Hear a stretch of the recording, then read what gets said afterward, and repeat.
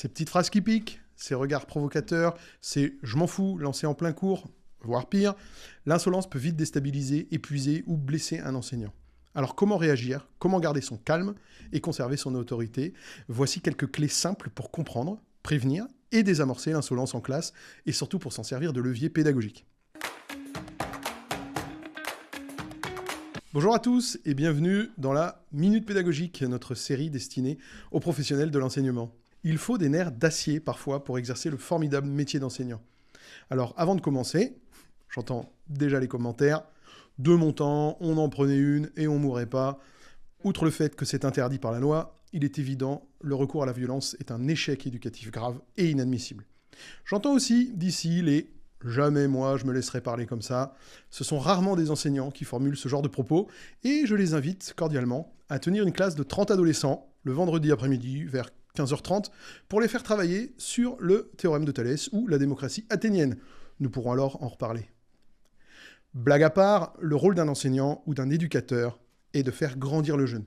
L'insolence est quelque chose de mauvais en soi, mais c'est surtout mauvais pour l'élève. À titre personnel, des élèves qui m'ont déjà insulté dans ma carrière, il y en a eu quelques-uns.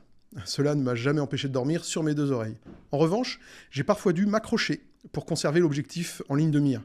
Me servir de ça pour l'aider à grandir. Alors tout d'abord, comprendre l'insolence.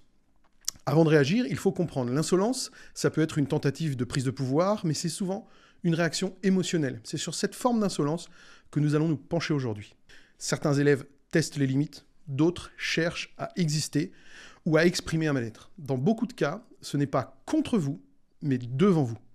L'élève cherche à sauver la face devant ses camarades. Comprendre cela ne veut pas dire excuser, mais cela aide à ne pas personnaliser la provocation.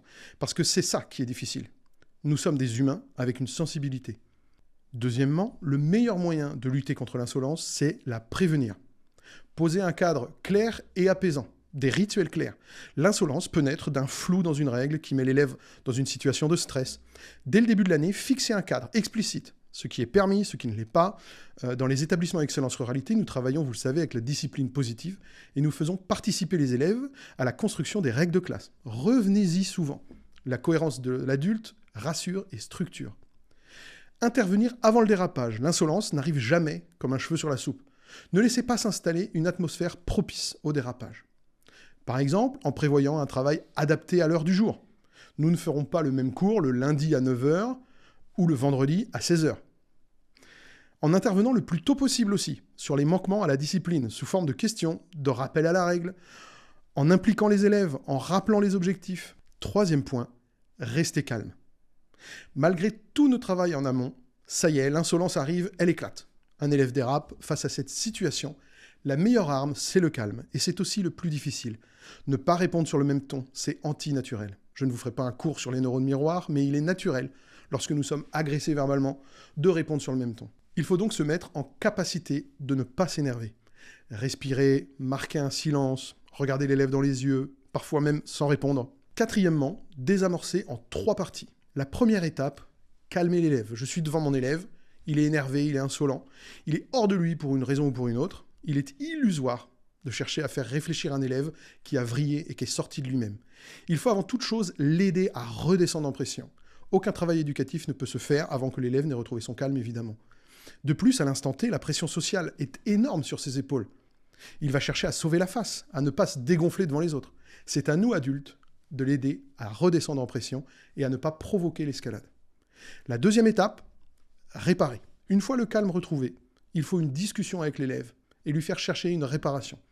À la fin du cours, ou le lendemain, ou à n'importe quel moment que vous jugez le plus adapté. L'insolence est mauvaise pour lui et mauvaise pour le groupe. Une lettre d'excuse, un sujet de réflexion, des excuses verbales, tout ce qui vous semblera de nature à faire grandir l'élève. Il faut de sa part un acte clair de réparation. Et enfin, la troisième étape, recréer le lien. Pour ce faire, il faut chercher à reconstruire un lien en dehors du conflit. Lui donner une responsabilité, créer un moment hors classe de discussion gratuite. Chez Excellence Ruralité, des temps dédiés facilitent ce lien avec les élèves. L'élève doit sentir que l'affection et l'estime de son professeur ne dépendent jamais des actes qu'il pose. Un climat de confiance réduit mécaniquement les tensions.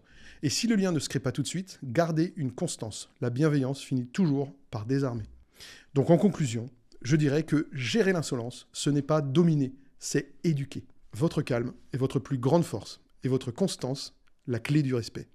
À la fin du processus, votre autorité est intacte et l'élève a progressé dans la gestion de ses émotions. J'ai envie de dire bravo. Merci d'avoir suivi cette vidéo. Pensez à liker, à vous abonner, mais surtout à partager votre expérience en commentaire. Et à très vite pour une nouvelle vidéo. Et surtout, n'oubliez pas, vous êtes des héros.